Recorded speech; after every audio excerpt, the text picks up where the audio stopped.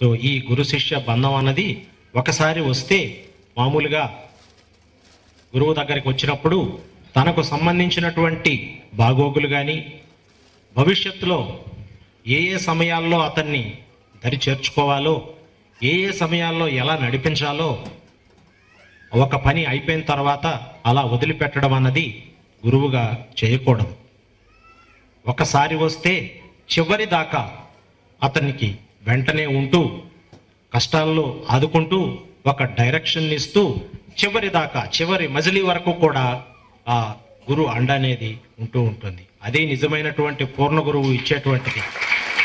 ఒక పూర్ణ గురువు దగ్గరకు వచ్చినప్పుడు మనం తెలుసుకోవాల్సింది మన జీవితానికి మనకు ఎలా ఉండబోతుంది, నా పాత్ నాకు ఎలా కావాలి, ఏ విధమైనటువంటి సహాయ సహకారాలు అందాలి. ఈ రోజు ఆ గురు బంధం అన్నది తెగిపోకూడదు. మీరు తెంచుకున్న గురువు అది వెంటాడి వేటాడుతూనే ఉంటారు. ఎప్పుడు ఎక్కడ ఏ కష్టం వస్తుందో అప్పుడు అక్కడ ఆదుకునేటువంటి వాళ్ళే నిజమైనటువంటి పూర్ణ గురువు. మధ్యలో మానసికంగా మీకు కొన్ని దురాలోచనలు ఏవో వస్తాయి. నాకేం జరిగిందిలే అక్కడికి వెళ్ళిన తర్వాత అలా అనుకుంటూ ఉంటారు. ఆ పీరియడ్ అది కూడా గమనిస్తూనే ఉంటారు. అందరూ ఒక నిజమైనటువంటి పూర్ణ గురువుకు మీరు మనసులో ఇంటి దగ్గర ఏమనుకునేది కూడా గ్రహించగలిగినటువంటి శక్తి ఉంటుంది. ఒకసారి ఆ గురు శిష్య బంధం ఆ చట్రంలో ఆ సైకిల్లో ఎంటర్ అయితే ఎప్పుడు కూడా వదిలిపెట్టేటువంటిది కాదు.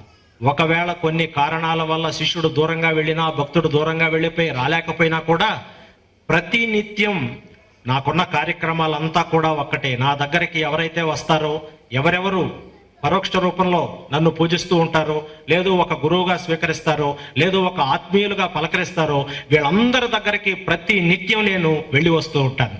ప్రతి ఒక్కరి దగ్గరికి దాదాపుగా బ్రహ్మ ముహూర్తంలోనే నా కార్యక్రమాలను పూర్తి చేసుకొని అప్పటి నుంచి కూడా ఎవరెవరైతే నా కోసం తప్పిస్తున్నారో ఎవరెవరైతే ఈ పద్ధతిలో ప్రయాణిస్తున్నారో వారి అందరి దగ్గరికి వెళతాను. మెడిటేషన్ చేస్తున్నారా లేదా చూస్తాను. మరి ఒకసారి చూస్తాను, 2 సార్లు చూస్తాను, 3 సార్లు, అలా 5 సార్లు చూడడం జరుగుతుంది. అప్పటికి కూడా చేయలేదు అంటే ఆ రోజుకు వదిలిపెట్టడం జరుగుతుంది. సో నేను వచ్చినప్పుడు కూడా ఆ ఫీలింగ్ ఏదైతే ఉన్నదో అనుభూతి చాలా మంది పొంది ఉన్నారు కూడా. మరి ఇలా ప్రతినిత్యం వారి వారి కార్యక్రమాలు చేస్తున్నప్పుడు వారి నిత్యం వాళ్ళ రొటీన్ జరుగుతూ ఉన్నప్పుడు ఎప్పుడు కూడా విశ్వవ్యాప్తమై ఎప్పుడు ఎవరు ఎక్కడ పిలిచినా అక్కడ ఆదుకున్న సంఘటనలు ఎన్నో ఉన్నాయి.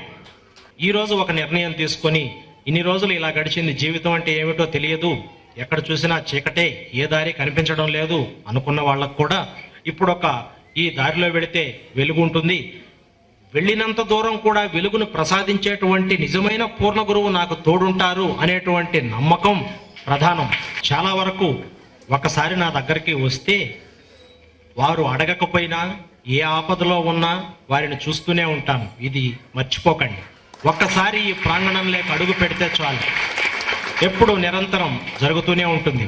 నిరంతర ప్రక్రియగా వాళ్ళ దగ్గరికి వెళుతూనే ఉంటాను, చూస్తూనే ఉంటాను, ఆపదలో ఆదుకుంటూనే ఉంటాను. ఇవన్నీ కూడా ఏదో గొప్పకు సంబంధించిందో లేదో నా గురించి నేను చెప్పుకునేది కాదు. ఈ పద్ధతి ఇంతే, ఒక గురువుగా చేయవలసినటువంటి బాధ్యత అంతే. సో మీరు దాన్ని ఏ విధంగానైనా అర్థం చేసుకోవచ్చు. నిజమైనటువంటి గురువు ఏం చేస్తారన్నది మాత్రమే నేను చెప్తున్నాను.